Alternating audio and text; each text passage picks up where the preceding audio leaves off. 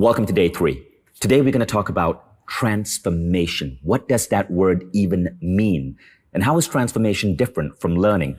Learning is what we go through in school, right? Schools will teach you facts and figures and things so you do good in an exam.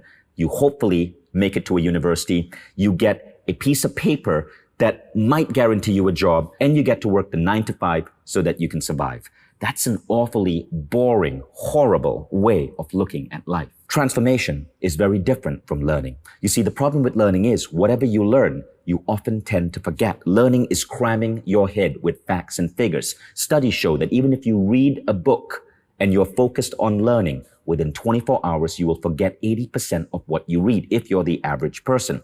Transformation doesn't work like that. Transformation is a perspective shift on life itself. It's an awakening. A mind expanded doesn't ever shrink back to its original size. When you transform, it's an irreversible shift. So this is what we're going to be talking about today. What is it that causes our transformation from level 1 to level 2, from level 2 to level 3, from 3 to 4? What causes these transformative shifts to happen? First, we got to understand the basic academic definition of transformation, which is this. Transformation involves experiencing a deep structural shift in the basic premises of thought, feelings, and actions. It is a shift in consciousness that dramatically and irreversibly alters our way of being in the world. So it's a deep structural shift, and it's a shift that dramatically and irreversibly changes our way of being in the world. The question is, what causes this shift? Well, for most people, there are two things, and almost all philosophers who study transformation agree on these two things. The first is the disorienting dilemma, or suffering. The second is evolved meaning schema over time, or wisdom. Let's look at the first one. By understanding these two, you understand how your life has been unfolding for you. Let's look at the first method of transformation, the disorienting dilemma. Rumi said, "The wound is where the light enters you." It is through our wounding, through our pain, that we often see the light. My wounding was my bad skin as a teenager. But from this disorienting dilemma, this suffering, I discovered the ability of my mind to heal my skin.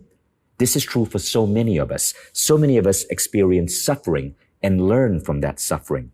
We go through bankruptcy and we learn how to be a better entrepreneur. We have our heart crushed to smithereens and we learn how to choose the right partner for us. We end up in hospital because we haven't been taking care of our health, and we learn how to value our bodies and truly take care of ourselves. The wounding can often lead to a great insight. The Rumi once wrote, "O ye who cannot take a good rub, how will you ever become a polished gem?" So that's the first thing that causes transformation. But there is a second manner. And the second thing is evolved meaning schema over time. So I call this the Yoda effect. Have you ever noticed that as you go through life, often you might meet the right mentors, you might stumble upon the right books, you might get into the right circle of friends, and new ideas enter your head, and you grow and you evolve. I started really taking care of my body only in the last 2 years because I ended up bringing into my company several men who were former fitness instructors, and they were so brilliant at how they treated their bodies. Their insights moved across the company, and before we knew it, so many of us here in our company were eating healthy, working out right, becoming each other's gym buddies. This was an example of evolved meaning schema over time.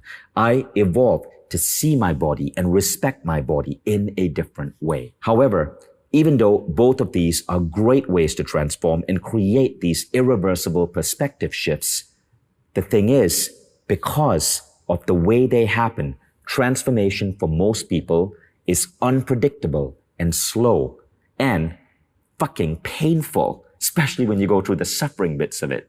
So what you want to do is to create deliberate transformation. This comes from the practice of personal growth. You aren't going to wait for a suffering to cause you to wake up. you're going to constantly be waking yourself up. You aren't going to wait for the slow, gradual accumulation of meaning schema over time. You're going to actively go out and seek the right mentors and read the right books and take Mind Valley Quest programs. So you're perpetually transforming. There's a term for this. I call it your rate of self-evolution, or your rose. Your rose has to be the most important thing in your life.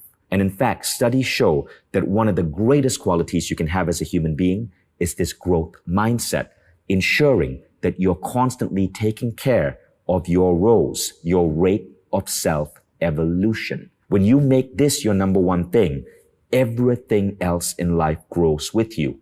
Contrary to popular belief, it doesn't make you selfish. It doesn't make you less of a mom, or it doesn't make you disloyal to your company, or it doesn't make you a selfish lover. In fact, you find that the quality of your relationships improve, because who doesn't want to be with someone who's constantly getting better?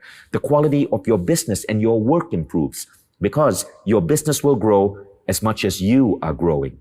You raise better kids because people who are growing well become the best examples for their children. People playing at level 1 experience growth in a slow, unpredictable way, through suffering or through the slow accumulation of meaning schema. But people who understand the concept of rate of self-evolution and make a deliberate intent to read, study, and grow themselves, their growth is unlimited, and life gets better and better and better effortlessly. So as we open up our journals, I want you to reflect on these two things. Think of one moment in your life when pain led to growth. Was it someone who broke your heart? Was it a failure at work? What did you learn from it? When you start seeing that pain can be a great teacher, you actually become more capable of dealing with the inevitable downturns in life. And then I want you to write down who was a great mentor or teacher for you, or a book you read that gave you a new understanding of the world. Maybe it was a program from Mind Valley, or a talk or an idea you gained from our platform. Write that down. And then, if you feel so compelled, share it on the tribe so that we can all inspire each other. But we're not done yet. I have another exercise that I want to introduce you to. Now, the segment intending exercise that I trained you on is something you can do every morning. You can continue doing that as part of this program. Continue segment intending how you want your day to unfold. But now I'm going to give you a nighttime exercise. Before going to bed, open up your journal and write this down. The magic I witnessed today. What were moments of magic, of synchronicity, of love? Moments where you felt that there was a compassionate universe rotating around you, or that there was a benevolent force moving you towards your goals. Write down those moments. Maybe it was a synchronicity, maybe a word of appreciation from a friend, maybe a beautiful moment where you felt truly loved. Write that down in your diary before going to bed.